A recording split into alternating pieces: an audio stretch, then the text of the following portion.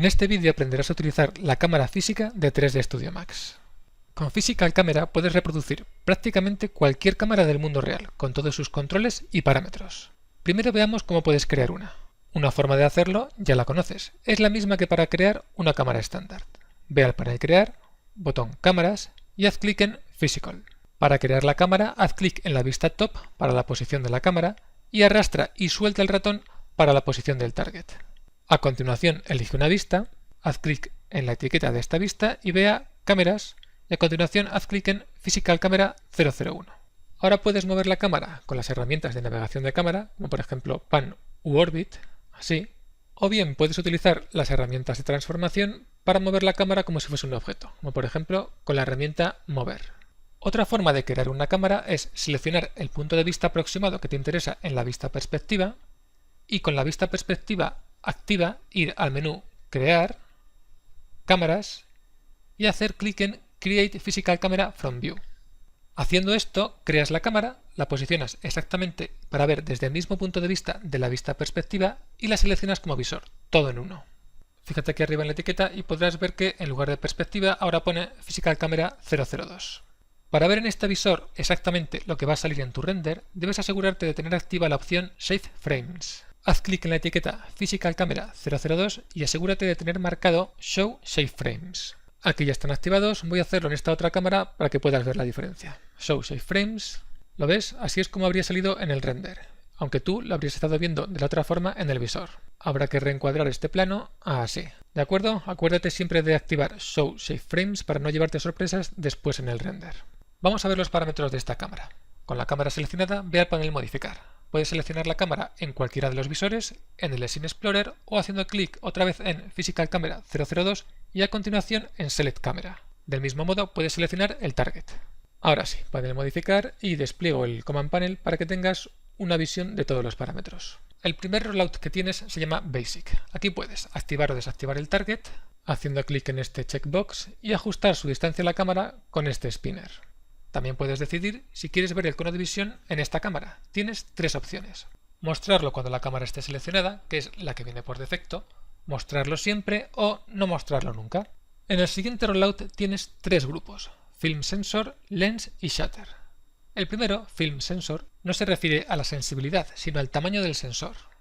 Hay un menú donde puedes seleccionar presets de cámaras reales. Es interesante, por ejemplo, si quieres insertar elementos 3D en fotos o vídeo tomado con una cámara real. En este caso, debes seleccionar el mismo sensor de la cámara real. También es interesante en otras situaciones simplemente para añadir una capa más de realismo a tu imagen. El primero, 35 mm Full Frame, es el sensor que más se aproxima al de las cámaras de fotos reflex de 36 x 24 mm. El último, 4 tercios, es el más pequeño, 17,3 x 13 mm. Al cambiar el tamaño del sensor también cambia el encuadre. Un segundo, tengo que desactivar Field of View, sí, ahora. Con una distancia focal fija, el cono de visión varía en función del tamaño del sensor.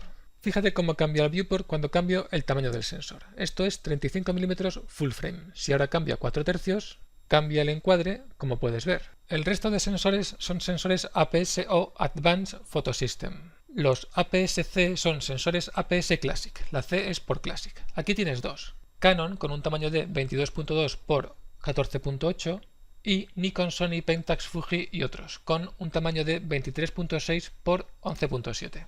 APS-C es el sensor de alta definición de Canon y es el que vamos a utilizar. Tiene un tamaño de 27.9 x 18.6. Si en lugar de tener una distancia focal fija lo que quieres es tener un ángulo de visión fijo, tienes que hacer clic en Specify Field of View.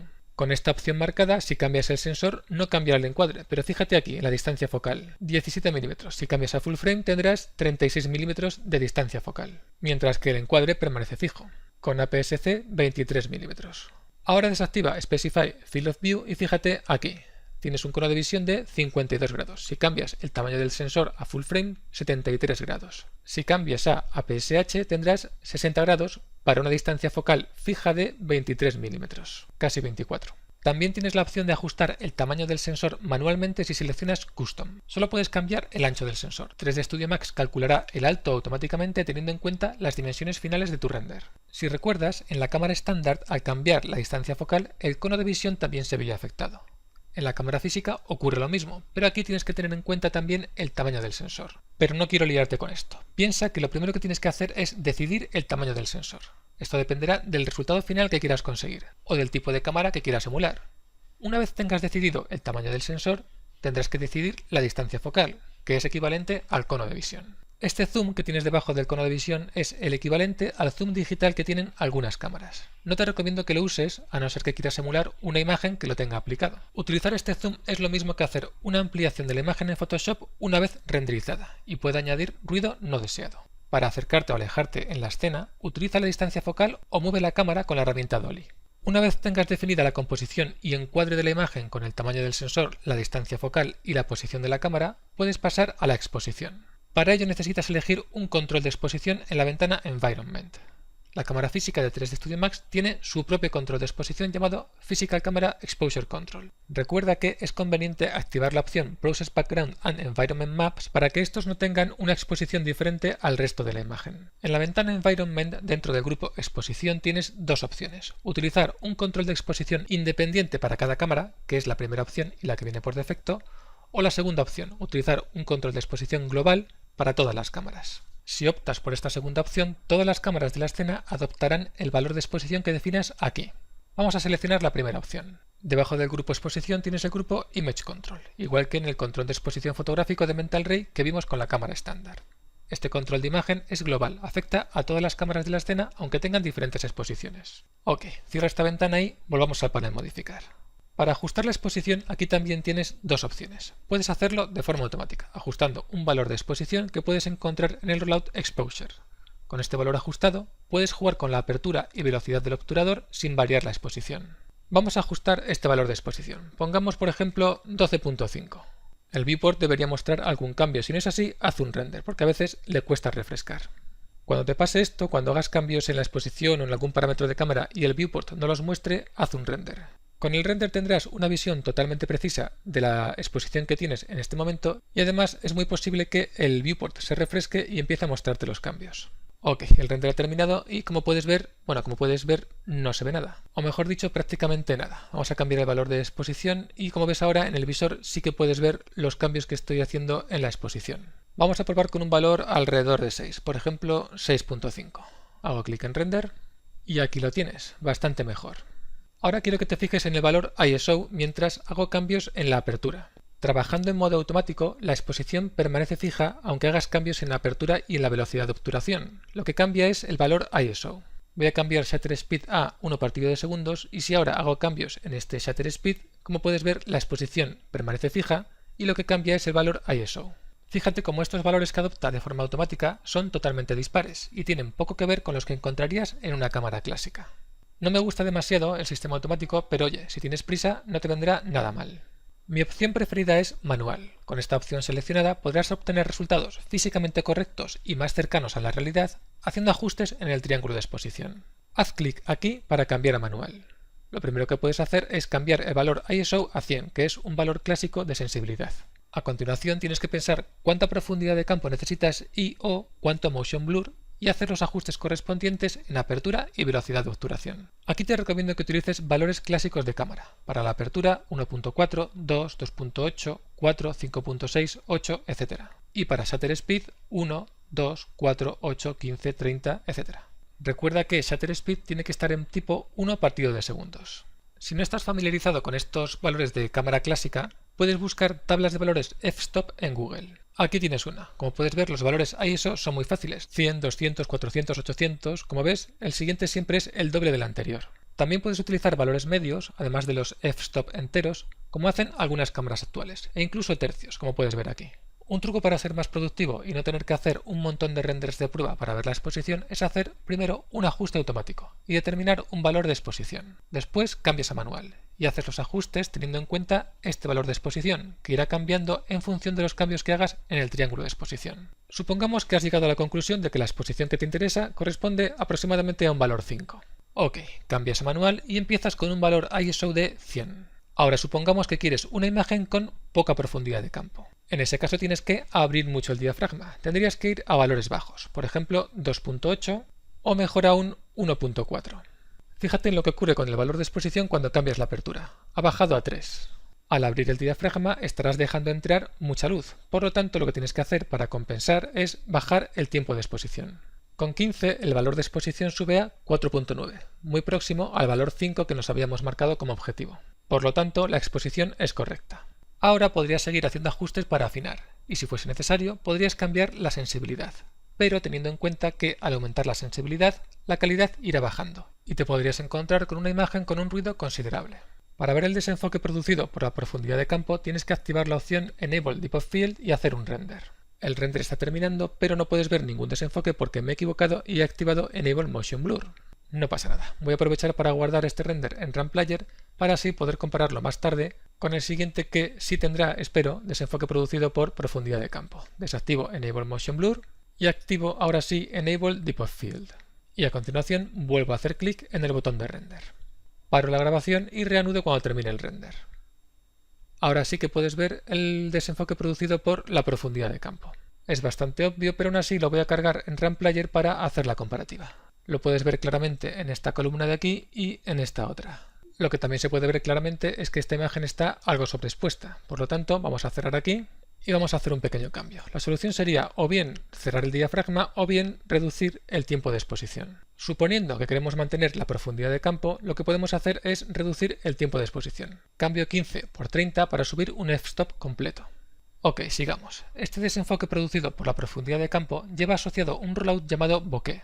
Bokeh es un concepto japonés que significa desenfoque, pero en fotografía se refiere a la apariencia estética del desenfoque causada por el objetivo, es decir, lentes y diafragma.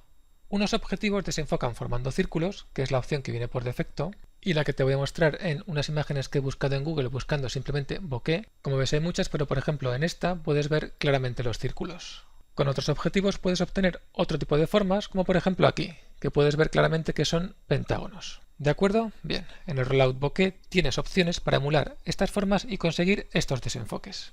En cuanto a la cantidad de desenfoque ya sabes que lo controlas con la apertura. A mayor apertura, más desenfoque.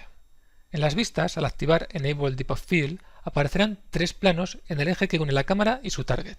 La posición del plano central determina el punto de foco, y los otros 2 la franja que permanece dentro de foco. Cualquier objeto que entre en cámara fuera de la franja que delimitan estos 3 planos estará desenfocado. Fíjate cómo cambia la posición de los planos de los extremos al variar la apertura.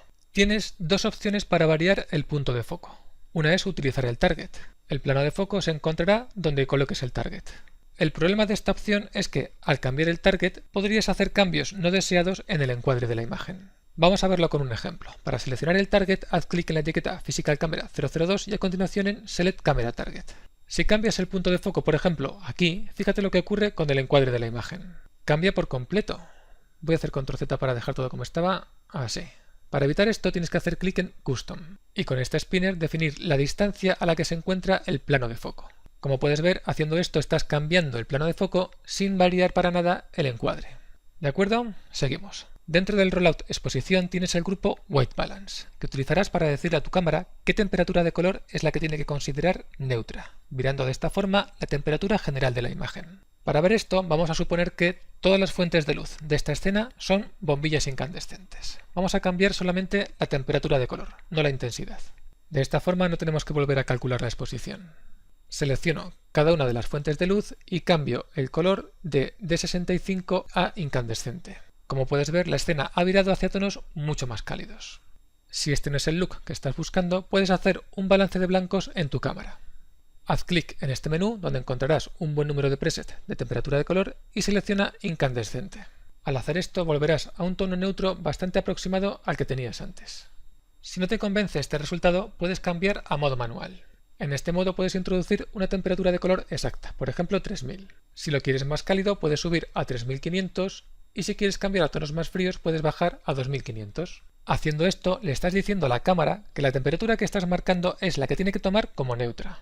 También puedes tener fuentes de luz con diferentes temperaturas de color. Supongamos que una de las fuentes de luz es fría, como por ejemplo este xenón. Ahora, cuando hagas el balance de blancos, tienes que decidir qué fuentes de luz quieres considerar como neutras, las fuentes de luz frías o las fuentes de luz cálidas. En función de lo que decidas, tendrás una imagen que vira más hacia tonos cálidos o una imagen que vira más hacia tonos fríos.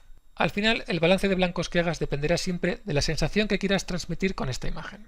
Ten en cuenta que el contraste entre luces frías y cálidas suele resultar bastante atractivo. Fíjate por ejemplo en este render. ¿Verdad que resulta mucho más interesante que los anteriores? A mí al menos me lo parece. Con esta última opción, Custom, puedes introducir el dato de temperatura de color mediante un Color Selector. Aquí puedes introducir cualquier color, por lo tanto puedes tener resultados bastante impredecibles. Pero siempre está bien tener la opción de elegir. Ok, sigamos con el siguiente rollout. Perspective Control. En este rollout tienes parámetros que te permiten emular cámaras con control de perspectiva. Estas cámaras tienen unas lentes especiales que te permiten mover el encuadre sin mover la cámara. Se utilizan mucho en fotografía arquitectónica porque te permiten capturar imágenes de edificios manteniendo en todo momento una perspectiva de 2 puntos. Lo entenderás mejor mirando la imagen.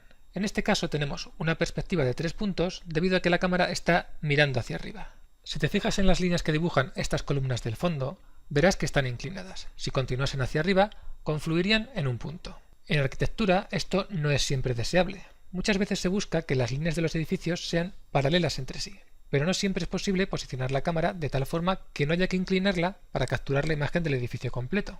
Lo que se hace es utilizar unas lentes especiales. La cámara física de 3D Studio Max puede emular estas lentes con los controles del rollout Perspective Control.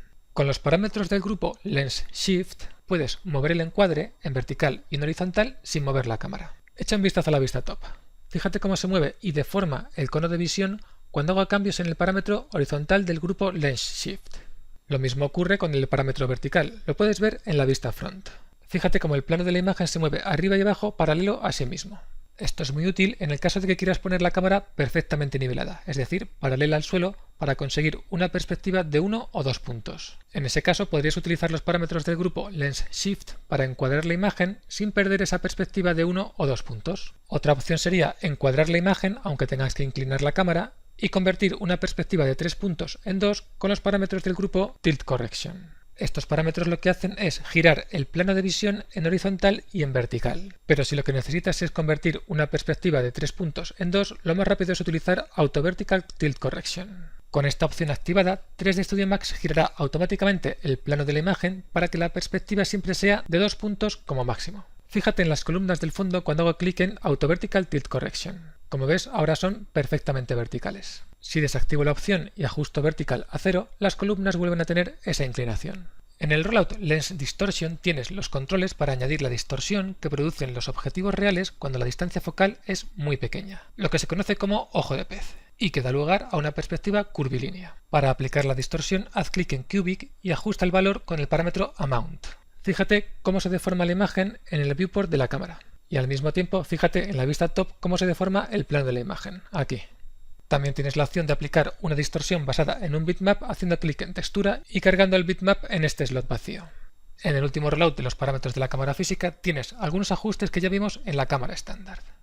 Ya ves que la cámara física es una cámara virtual muy completa, con la que puedes capturar imágenes del mismo modo y con las mismas características que cualquier cámara real. Juega con ella y familiarízate con sus opciones y parámetros.